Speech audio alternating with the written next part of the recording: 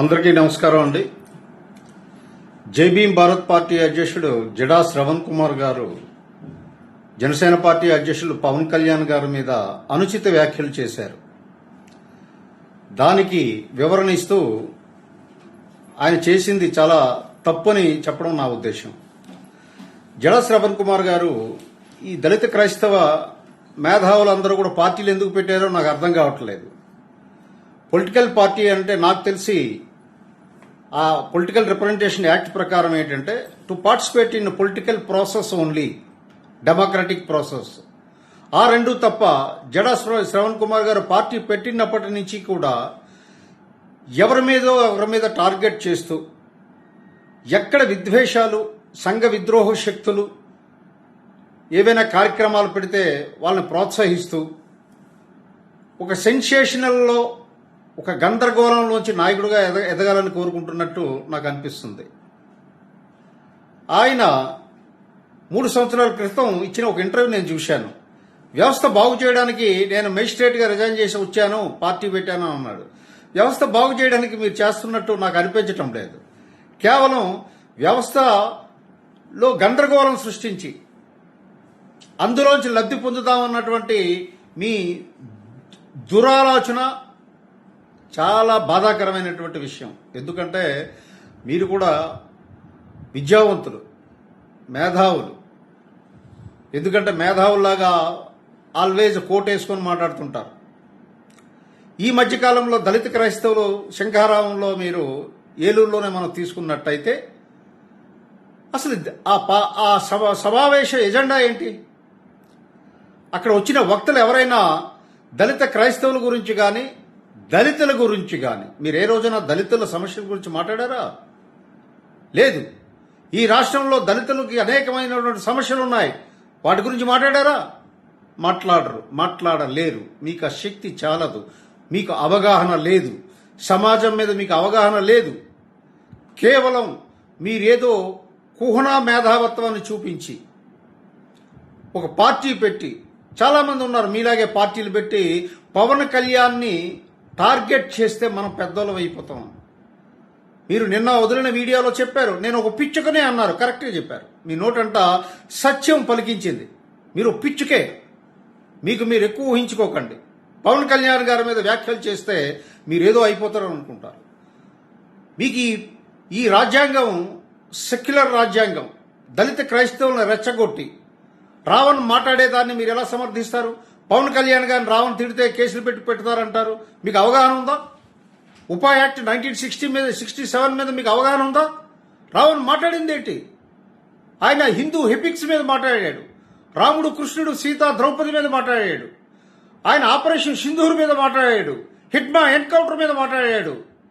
ఇవన్నీ మీకు కనబడలేదా, వినబడలేదా? అవి మాట్లాడడం సమంజసం అనిపిస్తుందా మీరు? అంటే మీరే ప్రోత్సహిస్తున్నారా? లేదు. ఈ రకమైనటువంటి సంఘ విద్రోహం క్రియేట్ చేయడానికి మీకు ఎక్కడి నుంచైనా కమెంట్స్ అందుతున్నాయా? శ్రవణ్ కుమార్, ఎక్కడి నుంచి మీ ఫండింగ్ వస్తుందా? ఇదంతా కూడా ఆలోచించవలసినటువంటి అవసరం ఉంది. హద్దు దాటకండి, లక్ష్మణ్ రాయ్కి దాటకండి. మీరు ఒక పొలిటికల్ పార్టీ పెట్టారంటే పొలిటికల్ ప్రాసెస్ ప్రజల పక్షాన మాట్లాడండి. అంతేగాని మీరు సంఘ విద్రోహ, దేశ విద్రోహ శక్తులతో చేతులు కలిపి మాట్లాడి ఏంటి పవన్ కళ్యాణ్ గారు ఆస్తులు అసెస్ చేస్తారా? మీకు అసలు జ్ఞానం ఉందా, బుద్ధి ఉందా? ఎవరు చేయాలి? That is the income taxation laws ప్రకారం ఇన్కమ్ ట్యాక్స్ పని.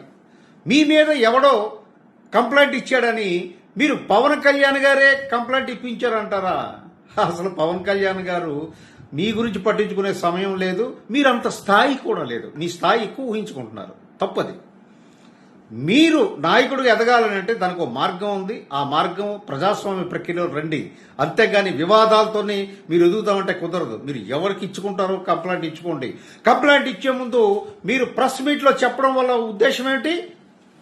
బెదిరిస్తున్నారా? బ్లాక్మెయిలింగ్ చేసే రాజకీయాలా మీరు ఆడేది? కుదరదు. దీన్ని ఎట్టి పరిస్థితుల్లో జనసేన అంగీకరించదు. మీరు మతాల మధ్య, కులాల మధ్య చిచ్చులు పెట్టి తద్వారా ఎవరికి లబ్ధి చేకూరుస్తున్నారు? మీరు ఒక సర్వెంట్. మీ మాస్టర్ ఎవరు? మాస్టర్లు ఇద్దరున్నారా? ఎవరైనా ఇవ్వండి. ఎవరిని ఇవ్వాలి? ఇచ్చి తీరాలి. ఈ రాష్ట్ర సమాజానికి, ఈ రాష్ట్ర ప్రజలందరికీ తెలియచేయాలి. మీరు ఎందుకు ఈ రకమైన వ్యాఖ్యానాలు చేస్తున్నారు? ఎందుకు అనునిత్యము పవన్ కళ్యాణ్ గారి మీద ఇమేజ్ డ్యామేజ్ చేయాలన్నటువంటి ఒక ఒక కుట్ర, ఒక బాధ్యత మీకు ఎవరు అప్పచెప్పారు? ఎవరాలు? వాళ్ళ గురించి చెప్పండి, మేము వాళ్ళని అటాక్ చేస్తాం. మీరు నిజంగా పిచ్చుక. మిమ్మల్ని అటాక్ చేసే ఉద్దేశం మాకు లేదు. మీకు ప్రోత్సహించే మీ వెనక మాస్టర్స్ ఎవరున్నారో, మాస్టర్స్, ఇక్కడ నేను ప్లూరల్ వాడుతున్నాను, మీరు సర్వెంట్ లాగా బిహేవ్ చేస్తున్నారో వాళ్ళ గురించి మాకు తెలియచేయండి. వాళ్ళ సంగతి మేము తెలుస్తాం, వాళ్ళు మేము తేల్చుకుంటాం. మీరెందుకు మధ్యలో పానకంలో పుడకలాగా ప్రతిదానికి పవన్ కళ్యాణ్ గారు అని చెప్పేసి మీరు ప్రెస్ మీట్ల వల్ల ఎదగలేరు. మిస్టర్ జడా శ్రవణ్ కుమార్, బాధ్యతాయుతంగా వెలగండి. చట్టం తన పని తాను చేసుకుపోతుంది. మీ ఇష్టం వచ్చినట్టు మాట్లాడడానికి రాజ్యాంగం హక్కు కల్పించలేదు. మీరు ఒక అడ్వకేటు, మీరు అడ్వకేట్గా కూడా మీరు ఫెయిల్డ్ అడ్వకేట్. సుగాలి ప్రీతి కేసులో మీరు ఎందుకు వెనక్కి ఇచ్చేశారు? నేను గతంలో ప్రశ్నించాను, ఇంతవరకు నాకు సమాధానం చెప్పలేదు.